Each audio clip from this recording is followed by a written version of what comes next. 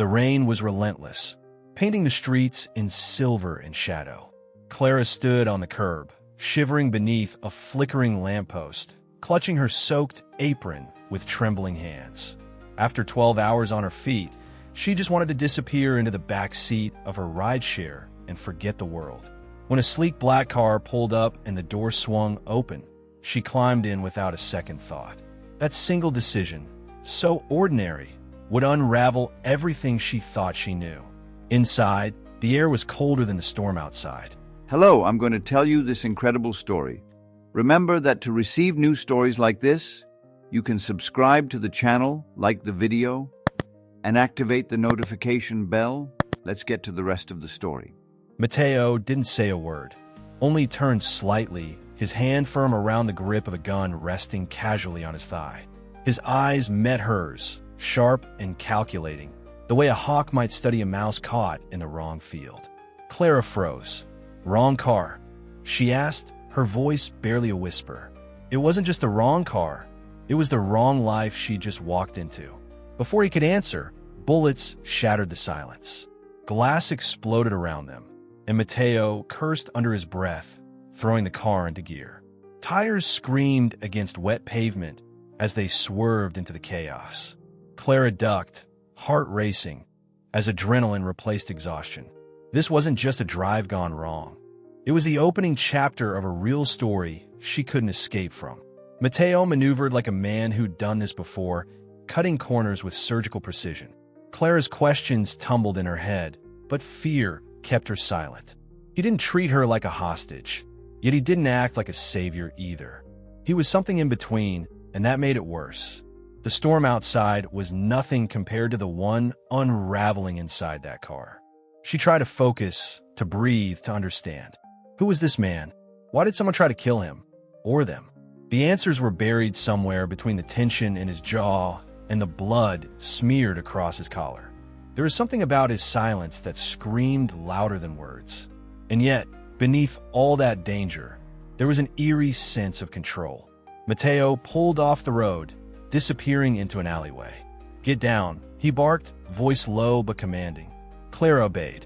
Her world had been coffee orders and late-night tips. How did she end up in someone else's emotional story? The car came to a stop behind an abandoned building, the engine ticking with heat. Mateo's grip on the wheel tightened, and for a split second, he looked more haunted than threatening. The silence stretched between them like a wire pulled taut. Clara dared to speak. "Are we safe?" He didn't answer. Instead, he stepped out, scanned the area, then motioned for her to follow. She hesitated, heart pounding, torn between flight and trust. This wasn't over, not even close. Something was waiting beyond that warehouse door, something that would change the rules of the game. The warehouse smelled of rust and forgotten time. Its hollow halls echoed with every hesitant step Clara took, her soaked shoes leaving ghostly prints on the cold concrete. Mateo walked ahead without speaking, his silhouette sharp under the broken moonlight filtering through shattered windows. For a man who just escaped gunfire, he looked oddly composed. But Clara knew, stillness doesn't always mean peace. He pointed to an old chair. She sat, wary, arms wrapped around herself like armor. Mateo rummaged through a battered locker, emerging with a first aid kit and a half-empty bottle of water. He offered both, silent.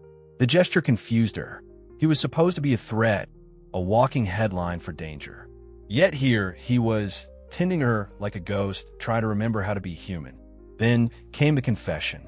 In short, clipped sentences, Mateo unraveled his life like someone too tired to keep it wrapped. A former intelligence operative. Framed, hunted, left with nothing but a name, Augusto Varela, and a long list of reasons to disappear. Clara listened, every word a nail driven into the coffin of her old, simple life. It was no longer just an emotional story. It was her reality now. She didn't know whether to pity him or run. But something about the way he said, "They killed everything I had," cut through her caution. He wasn't proud. He wasn't bitter, just hollowed out, like the building around them. Her fear didn't vanish, but it shifted, giving way to something unexpected. Curiosity, maybe even empathy. What kind of war must a man fight to be this calm while bleeding? As night deepened, so did the silence. Clara sat against the wall, knees pulled to her chest, eyes tracing the cracks above. She thought of her own wounds, debt, betrayal, the ache of surviving day by day. Maybe she and Mateo weren't so different.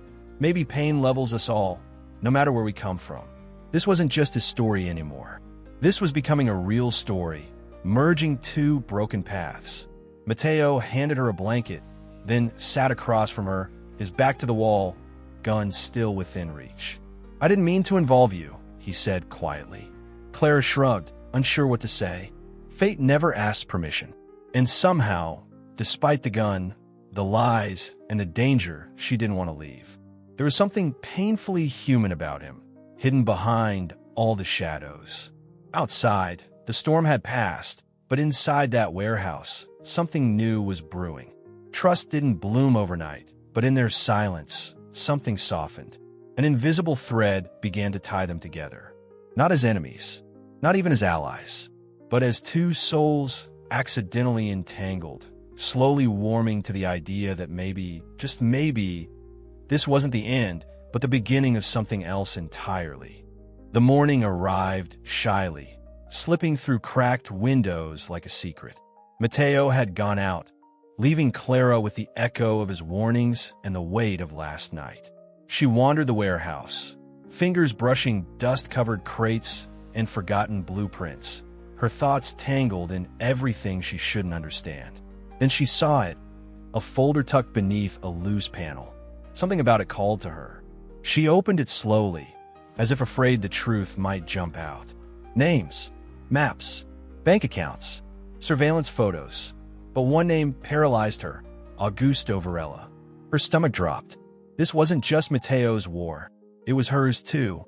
Varela's Ponzi scheme had crushed her family, drained their savings, and left her father broken. Clara's world blurred. Her emotional story just collided with someone else's revenge. For a moment, she stood frozen in the middle of the room, file clutched like a lifeline. It didn't feel like coincidence. It felt like fate, raw, unkind, undeniable. She saw herself at 13, standing outside a courtroom, listening to lawyers explain how justice doesn't always arrive. That same fire flickered now. What Mateo had lost, she understood. Not from stories, but from scars. When Mateo returned, she didn't wait. She held up the file, eyes blazing with questions. His face shifted, confused and grim, then guarded. "He destroyed my family," she said. "Mine too," he replied. The words hung heavy, binding them in a silence louder than any vow. That moment rewrote everything. They weren't strangers anymore. They were survivors of the same villain. Clara didn't need convincing. She asked what needed to be done. Mateo, surprised, offered a plan, risky, insane, necessary. He hesitated. "You sure?" She nodded. Pain demands justice, and hers had waited long enough. In the quiet that followed, something deeper formed. Respect, maybe even something softer. Not yet love, but the soil where love might grow. They worked through the night, voices low, eyes tired but clear. Strategies unfolded. Contacts were revived. It was more than vengeance. It was purpose. And in purpose, they found each other. The walls of the warehouse no longer echoed loneliness, but quiet determination. Clara had never imagined herself in this world, but now she couldn't imagine leaving it. As dawn bled into the sky, Clara stood at the edge of the rooftop, file in hand, the city blinking below. She wasn't the same girl from the curb, rain-drenched and weary. No, that girl had vanished inside a black car. What stood here now was someone reborn through pain, ready to write her own chapter. And the next page was going to be dangerous. The gala shimmered like a dream dipped in gold. Crystal chandeliers hung above polished marble floors, and laughter danced across champagne flutes. Clara moved through the crowd in a borrowed uniform, her hair tucked neatly beneath a server's cap, her nerves masked behind forced poise. Beneath the silk and sparkle, no one knew a storm had slipped through the back door. But Clara did, and so did Mateo. In her ear, his voice was calm, guiding. "Stay left. Smile. You've got this." The micro recorder hidden under her apron pulsed against her ribs like a second heartbeat. She couldn't believe this was real. A waitress turned undercover agent overnight. It felt like something out of a movie. But this wasn't fiction. This was a touching stories kind of night, born from grit, grief, and necessity. She floated between guests, offering hors d'oeuvres with trembling hands. Varela stood under the spotlight, laughing, toasting, untouched. Clara's chest tightened at the sight. How many lives had he ruined? Families destroyed, stories like hers and Mateo's buried under his empire. She clung to the mission like a lifeline, knowing that every recorded word brought them closer to justice and maybe redemption. But plans unravel like ribbon. One moment, she was slipping unnoticed through the crowd. The next, a sharp-eyed guard was at her side. "You don't belong here," he said, fingers reaching for her arm. Her pulse spiked. Now, Mateo barked in her earpiece. Clara dropped the tray, spun, and bolted. Crystal shattered. Gasps erupted. The chase began beneath the glittering lies of the elite. She darted through velvet curtains and kitchen corridors, her stolen shoes slipping on tile. Behind her, heavy footsteps pounded closer. Then, a roar. Mateo burst through the side entrance on a motorcycle, helmet off, determination written in every line of his face. Clara didn't hesitate. She ran, jumped, clung to him. Tires screamed, and they vanished into the night, sparks flying behind them. Back at the hideout, neither spoke at first. The adrenaline was too thick. Then, slowly, Mateo touched her face, brushing back a strand of hair. Clara didn't pull away. Their silence softened, hearts racing in sync. And then came the kiss, gentle, sure, born not of passion alone, but of everything they'd carried until that moment. It didn't fix the world, but for now it fixed them. Later, wrapped in a stolen blanket and silence, Clara stared at the ceiling. The gala was over, but something had changed. They weren't just partners in revenge anymore. They were part of an emotional story only they understood, tied together by more than a mission. And as sleep threatened to take her, Clara wondered, if love could bloom in a place like this, what else might follow? The courtroom smelled of wood polish and old paper, yet it felt like a battlefield. Clara sat at the witness stand, the world watching through cameras and whispered gossip. Her voice, though steady, carried the tremble of remembered pain. As she recounted her family's downfall at the hands of Varela, the weight of countless victims echoed in the stillness. It wasn't just a testimony. It was a real story spoken aloud. Mateo sat at the back, unnoticed by most, his eyes never leaving Clara. He didn't need to say anything. His silence was louder than any vow. Every nod, every subtle breath told her, "I'm here." He had lived in the shadows for so long, but for her he stepped into the light, even if only from afar.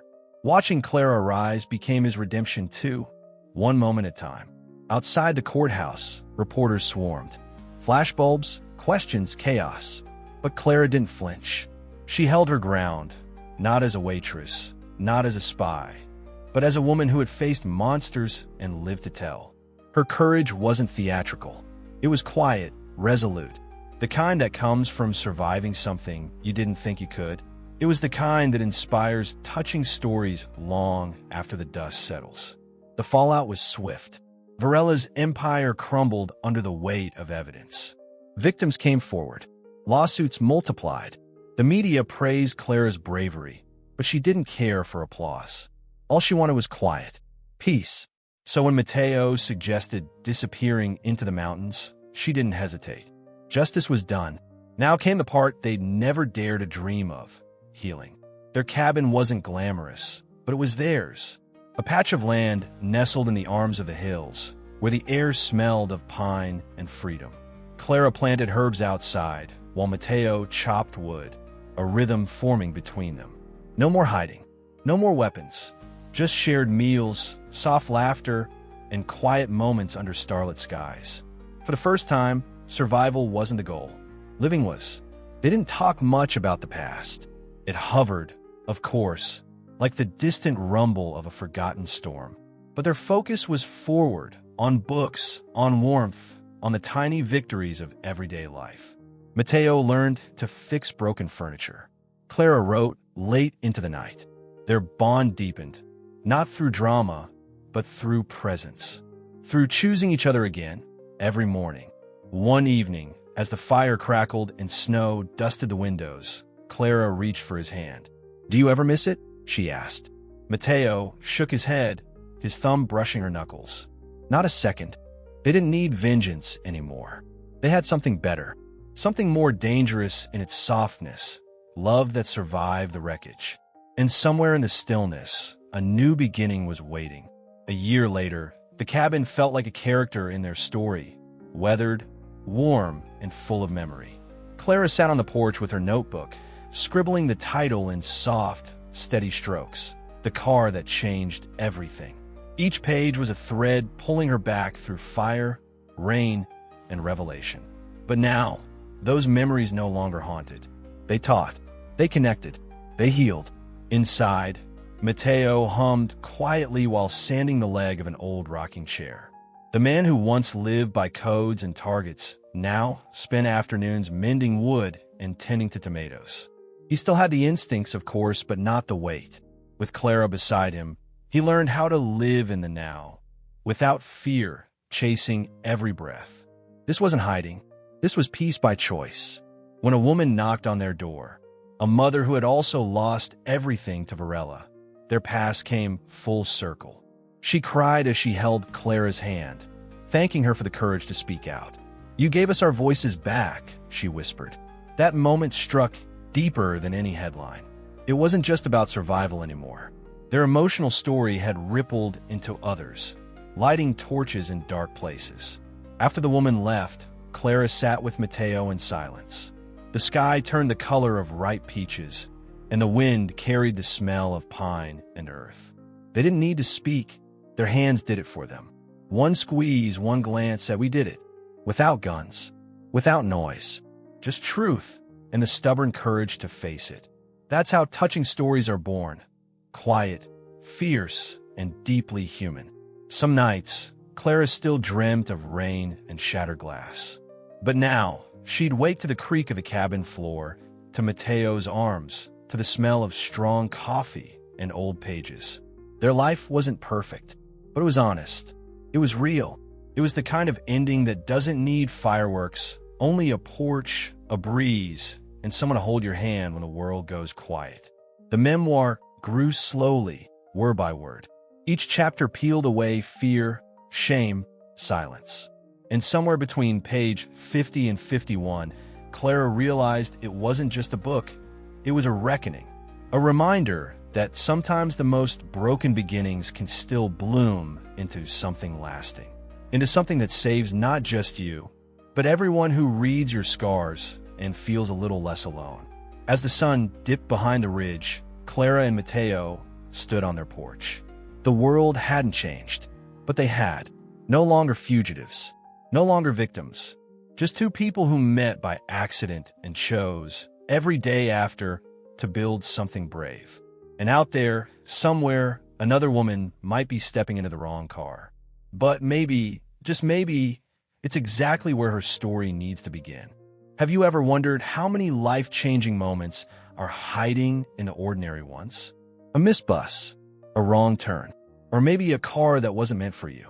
Clara's journey wasn't just thrilling. It was a mirror to everything we fear and hope for. Survival, connection, redemption. But now I want to hear from you. What would you have done in her place? Do you believe we meet certain people for a reason? Or is it all just chaos? Tell me in the comments what part of this touching story moved you most. I read every single reply, and your thoughts might inspire our next real story. And hey, if this emotional story made your heart race or made you think differently about your own choices, don't forget to hit that like button, subscribe, and turn on the notification bell so you never miss the next story that might just change how you see the world.